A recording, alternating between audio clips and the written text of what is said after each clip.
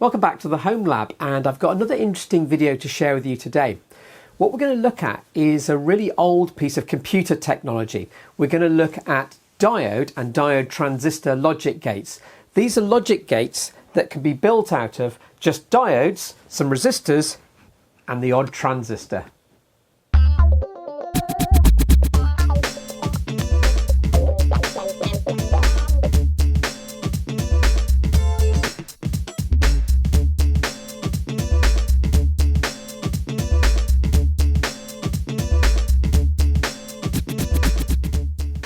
The out is high and the in is low.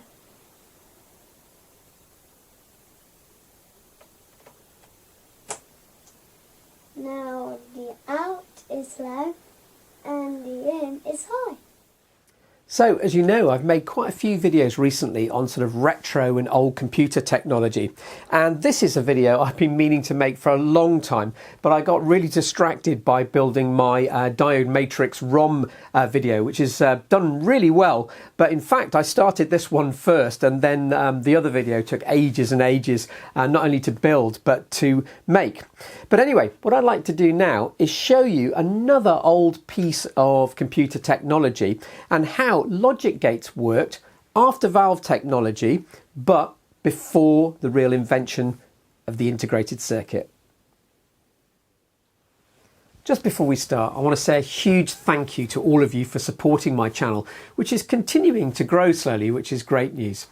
I also want to say a massive thanks to PCBWay, who always encourage me to make videos and have sponsored this video.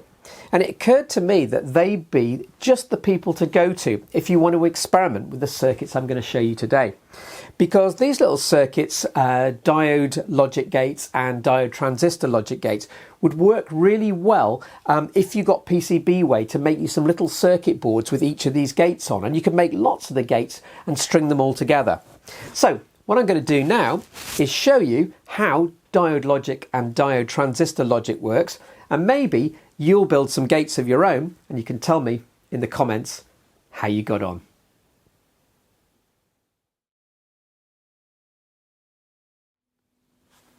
Now, I'm sure you all know that computers calculate by using just two discrete logic states. They use binary.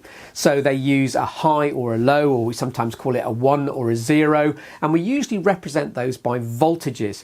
Now, it doesn't matter what the voltages are as long as they are differentiable from each other. You can separate them and tell which is which. So typically we have a low which is 0 volts and a high which is 5 volts, but of course you could use any separation of voltages. You could use 0 volts and 100 volts, or minus 50 volts and plus 330 volts. It really doesn't matter as long as you can separate the two states. Now, when computers were being designed in the early days, they used mechanical switches and electromagnetic switches, and as they grew, they needed to be faster and less power hungry. But in fact, they used thermionic valves for quite a long time.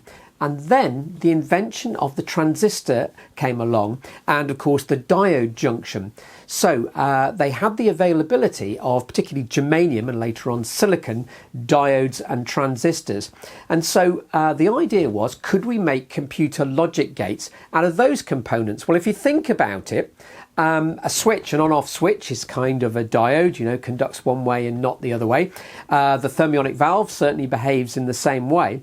So, to build computers that were smaller, faster, and perhaps less power hungry, the idea was to string together diodes, I've used LEDs here so you can see them working, and resistors and transistors to make the logic gates needed. And they could be made using less power and much smaller to make much more powerful computers. So that's what we're going to look at today. So in the 1950s, when germanium transistors and diodes became available, computer technology changed, and the logic gates were being built now out of semiconductors and resistors. And whilst it was quite a low density way of making gates, they were much more reliable. They were really easy to build and swap in and swap out on little circuit cards. And typically they use the same values of resistor and the same type of diode and transistor. So you didn't need to buy many different components. It was just the way you strung them all together. And those computers were used, well, right up into the 1980s, I believe. But it did make building them a lot more easy. And it made them much more reliable. No filaments to burn out, no bugs to get in due to the heat maybe of the old thermionic valves. Who knows? But anyway, I'm going to build some simple ones today and show you how we can build an AND gate, an OR gate and a NOT gate. And mine are just going to have two inputs, but one of the advantages of diode logic and diode transistor logic was you could have really high fan-in values. That means you could have lots and lots of inputs going in. So it was really quite easy to make 8 input gates. But today we'll deal with just 2. To demonstrate diode gates, I thought I'd build an OR gate and an AND gate using just diodes and resistors. For functional completeness, we also need to build a NOT gate. This cannot be effectively achieved with only diodes and resistors, so I'll have to use a single transistor to make a functioning NOT gate, as you'll see. Before we look at what I've built and how it was put together, let's have a look at the simple circuits needed to produce the OR, and the inverter or NOT gate functions. So let's do a little bit of pencil pointing to show you how these circuits work. So I'm sure you're all familiar with the OR gate. It has 2 inputs, A and B, so A and B, and the options for feeding into it are a 0 and a 0, a 0 and a 1, etc. Okay, and the output, as you know, is high if A or B are high. And remember, in this case, A or B are high. It's not an exclusive OR, so we get a high on the output. So how do we achieve that with diode logic? So you'll notice that this circuit here really only has 2 diodes, which are going to be the red ones on my circuit board, and a single resistor. So at the moment the whole thing's floating, nothing's connected. This resistor is connected to ground, there won't be any current through it, so the voltage here will be 0, so the output will be 0. If we connect a 0 here and a 0 there, in other words no volts, there'll be no volts across the diodes. The diodes won't be on, there'll be no current here, so the output will be 0. That's easy enough. Now, what happens if we connect a 0 here and a 1 there? Well, if we connect a 0 here, there'll be no current through this diode at all, so the diode behaves like an infinite resistance. But if we connect a 1 here, a high, then this diode will conduct and will make this point high. So this point will be high, here is 0, so all the voltage will appear across this resistor. So the voltage here will be ever so slightly less, but you can consider it to be the same as the voltage at this point. So here will be a high and the output will be high. Now obviously the other way around that will work. So if we put a 1 here and a 0 there, and if we put a high here, so a high voltage there and a high voltage there, both diodes will conduct. There'll be a small voltage drop across them, but basically consider them to be wires. So there'll be a high voltage here, low voltage there, this remains high, and the output will be high. So this very simple circuit here gives us the logic of an OR gate. So now let's have a look at the AND gate, and it does exactly what you'd expect on the tin. In other words, the output is high only when the input A and B are high. So it's got an interesting little circuit here, and what you'll notice is that the diodes that do the logic part, the big red diodes, seem to be back to front, so you might wonder how any logic passes through this circuit. Now, the way to think about this, I've done it in a slightly different way from the way it might be used in older computers, and I'll explain that in a minute. But we've got a 1K resistor here, and if there's no current through these diodes, there'll be no current through the resistor, there'll be no voltage drop across it, and therefore this point will be at 9 volts. So if I put a 1 here and a 1 there, then let's forget for a minute the voltage drop across the diode. If there's 9 volts here and 9 volts there, there's no difference in voltage. So the diode doesn't conduct, which means that this point stays at 9 volts and the output remains high. But what happens when we connect a 0 to one of the inputs. Well, if we have a 0 here, you'll notice we've got 9 volts here and a 0 there, so the diode will conduct. Now, imagine that the diode behaves basically like a wire, so the effect of it conducting means that it'll come on, you'll see it switch on, but this point will then go to a low potential because this is basically behaving like a wire. So all the voltage will drop across this resistor and this point will now be 0. And you might go, well, what happens if we put a 1 on B and a 0 on A? Well, if we put a 1 on B, there'll be 9 volts here and 9 volts there, so there'll be no conduction here, so this point will be at 9 volts until we put a 0 here, and then this diode conducts and drags this point down to a low potential, so we definitely get the logic of an AND gate. Now, just before I finish on the AND gate, that's a little bit of a fiddle that I've used to get my circuit to work. On older computers, this was typically 100 volts and a high was about plus 10 volts. So you can see it works slightly differently, that if we have 100 volts here and we put a high there, that's 10 volts and 10 volts. There's a big voltage drop across the diode from 100 down to 10, so this one conducts and that one conducts and holds this point at a voltage of 10 volts, so we get a high out. But if we put a 0 here and a 0 there, it's quite interesting because we'll have our 100 volts here, but if there's a 0 there, both of them conduct really well and bring this point down to a 0. So any zeros on the inputs cause the gate to have a low output, and any plus 10 volts on either of the inputs cause the gate still to be off unless they are both high, and there are current paths here, 10 volts here, and the output will be high. So slightly different on the older computers, but I thought I'd mention that because two of you might know how they worked, and it was worth showing that properly. So let's have a look at the NOT gate. Now the problem with the NOT gate is you can't build it easily out of just diodes and resistors. You need an active component like a thermionic valve, or in this case a transistor. And the NOT gate, as you know, the output is not high when the input is high, etc. So here's the circuit, and I've built a really simple one to show you how it works. So we've got our NPN transistor here, and this resistor here that goes to the collector. If no current flows through this resistor, then the voltage, the whole voltage up here, 9 volts, will be across it. So in other words, this point will be at 9 volts.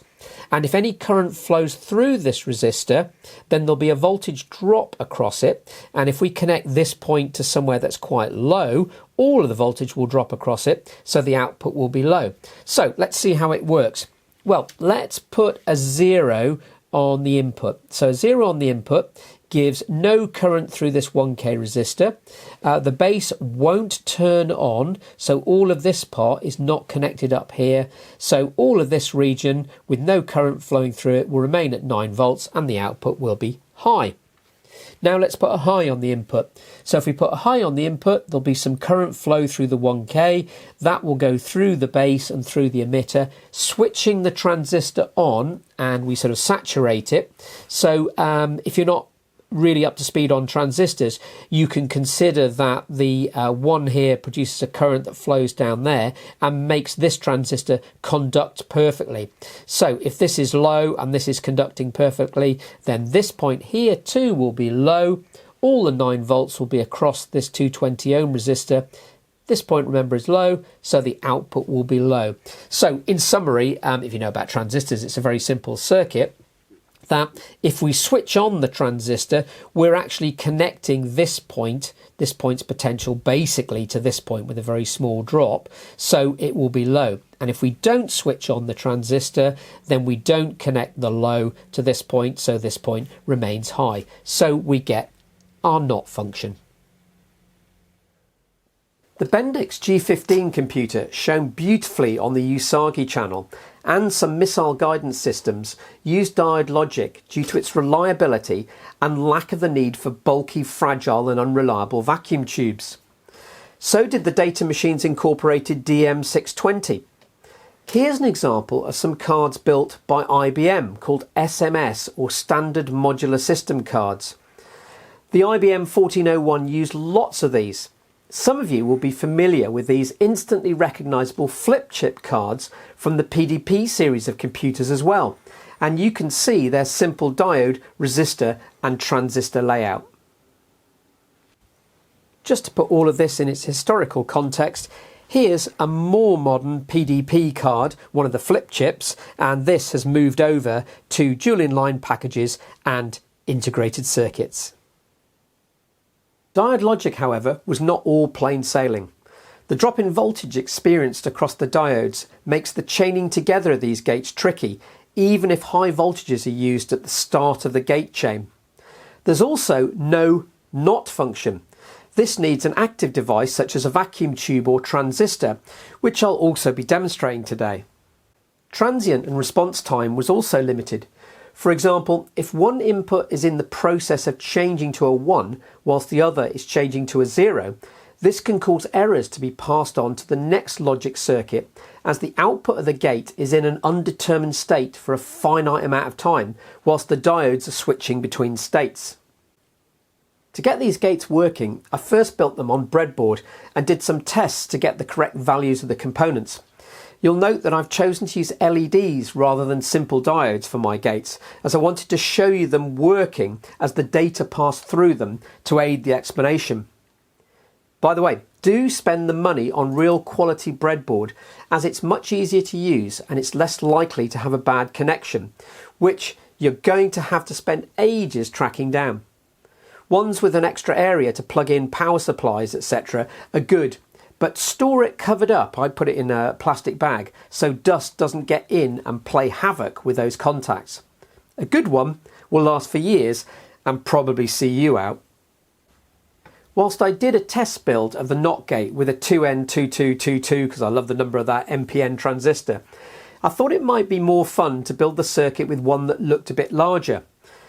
As you might know, I still have quite a stock of components that I acquired as a teenager, and so I dug out this CV7349 germanium NPN transistor, which is equivalent to the 2N1034. It came individually wrapped in a long bandolier, and it must be about 60 years old, especially if the 66 on it is a date code indicating 1966. If I remember rightly, they were given to me by a local man who worked at a top secret radio station, and I guess being CV transistors, they may well have come from there. Perhaps some of my old stuff will get handed on one day, rather than just ending up being chucked into a skip once I'm gone.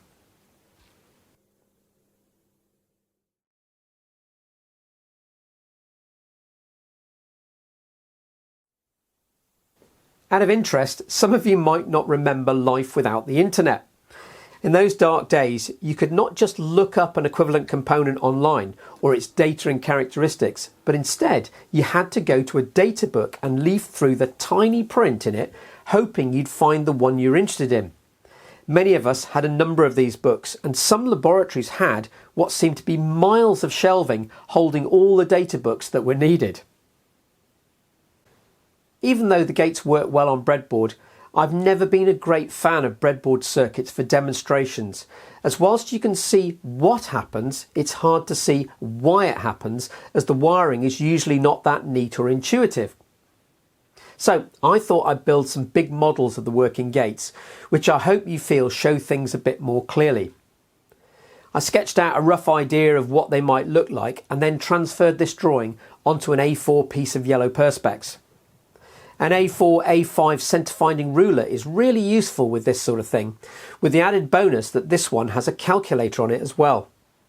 I really like using permanent markers that used to be used for overhead projector transparencies, and I'm particularly fond of these Pica pens, which seem to last forever and are great for using through narrow holes as well.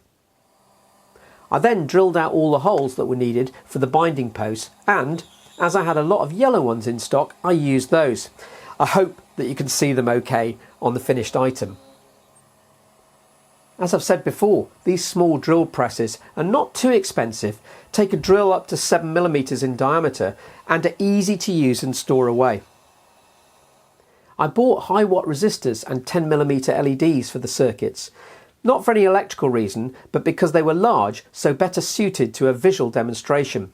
Surface mounted components would work, but would be no good to look at without a microscope. With the arrival of the LEDs and resistors, I could lay them out on the yellow perspex sheet to get some idea of where they'd go and the extra holes I would need to drill for them. So it was back out into the garden to drill 1mm holes for the resistor and transistor leads and some bigger holes for the LEDs. Do remember that the large 10mm red LEDs are the working diodes of the gates, and the 5mm yellow LEDs indicate the logic levels at the input and output terminals of these gates.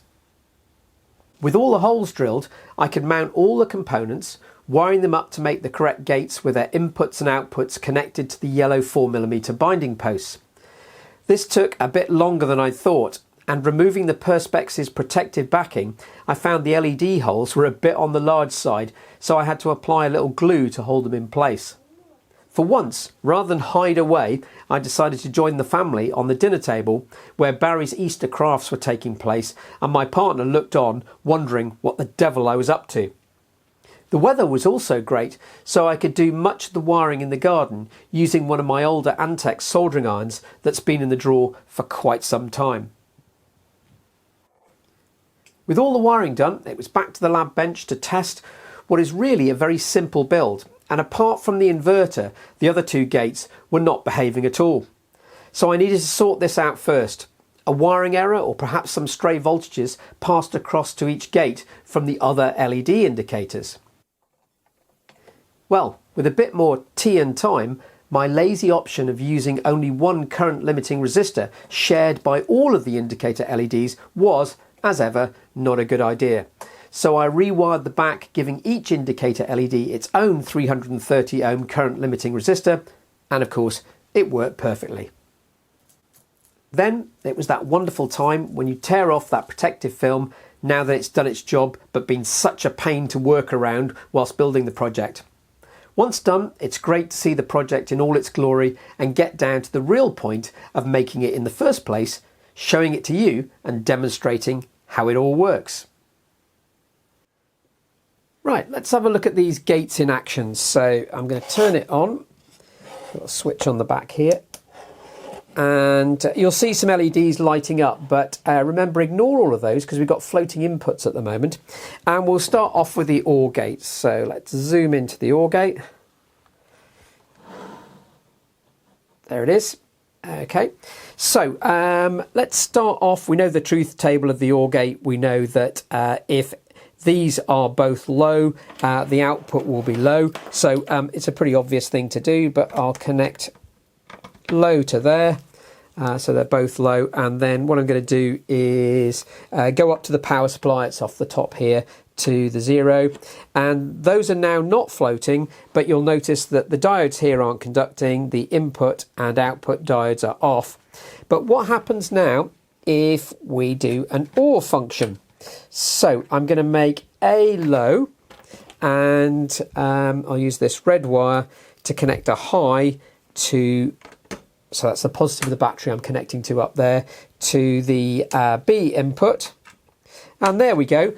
You'll see that we've got a high on the B, and we've got a diode conducting here. So this diode is the working diode of the gate. You know, I could cover that up. It's not the bit you're meant to see, but I wanted to show it to you working.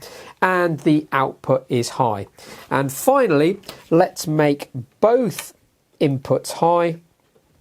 So to do that, we're going to bridge them. So there we go. And there we go. So you'll notice that with both inputs high, the output is high, and when we had only one high, the output was also high, but with no input, in other words, no volts on the input, the output was low. So now let's switch over to the AND gate, and I'll just show you those are the terminals that I'm connecting into to get my high and low, just the battery. So here's the AND gate. And again, a really important lesson for doing digital logic: ignore everything you see if you've got floating inputs. They just don't make sense.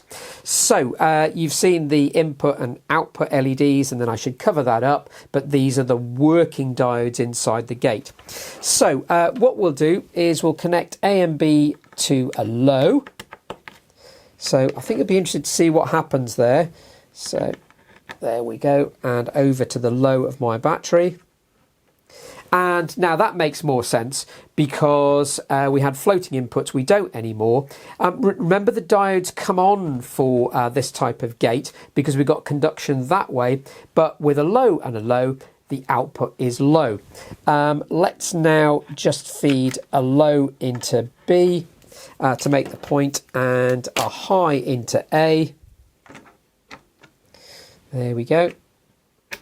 So there's our high going into A, but no conduction on this diode, conduction on that diode. In other words, imagine that's a wire, so this is going to be low. Do I really need to swap them round? There we go. Same again. Okay, and as I was connecting, I'll just move that wire, you'll notice the risk of a floating input. And finally, let's make both of the inputs high, and we'll see the AND function working. And there it is. So somewhat counterintuitively, the working diodes go off, but the output is high when both inputs are high. So let's now move over to our NOT gate, the easy one to explain the truth table of. And so it seems to be working at the moment, but just ignore that because we've got a floating input. But let's make this input here low. So I'm going to connect that to the 0 of the battery. And now we know it's set up properly. So if the input is low, the output is high. And now let's try it the other way around. Now you might wonder why I'm changing the leads here. It shouldn't make any difference, the colour of the insulation. But as a teacher, I think it's really important that you make it clear. So I've got a red one here showing a high. So we'll connect a high to the input. And the output is low when the input is high. And that's the transistor switching. So just before we finish, let's have a little bit of silliness. So let's see if we can resolve the question with our diode and diode transistor logic of 2B or not 2B. So here's our OR gate and here's our NOT gate, and I'm going to define 2B as a high.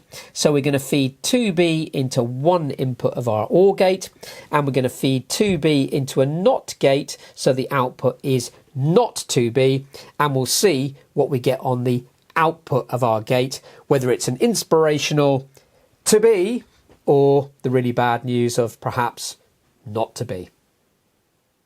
So now for a bit of silliness, let's resolve 2B or not 2B. So I'm going to call a high or positive 2B. So we'll connect 2B into here, and we'll connect that into our NOT gate, which will give us not 2B.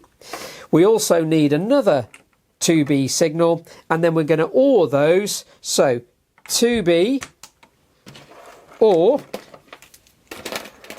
not 2B. And the output is a resounding and very inspirational 2B. As an aside, it's worth remembering never ignore the observations of your pupils, especially the younger ones. When watching through the videos with Barry, he pointed out that the lit red LEDs appeared the same yellow colour as the small yellow ones. To the naked eye, they're definitely very red and the yellow ones are yellow, but on camera they really do appear yellow, as he so cleverly observed. I learnt something there from a 6-year-old. So I do hope you enjoyed that video on diode logic gates and diode transistor logic gates, and maybe you learned something about older computer technology. As ever, do leave some comments. I find them absolutely fascinating. I make the videos, but for me, the really important bit is what you think of them, and I'm really interested to hear your experiences. Some of them you had, if I can say this, before I was born. Also, do stay on after I've finished talking, because as you know, after I've finished, at the end of the video, I often put in some little bits that I didn't include in the main video. Anyway, I shall be making another film soon, so do please join me then.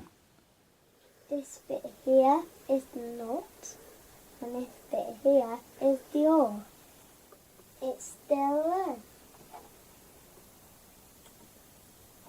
Both of them are high. And this one's high too.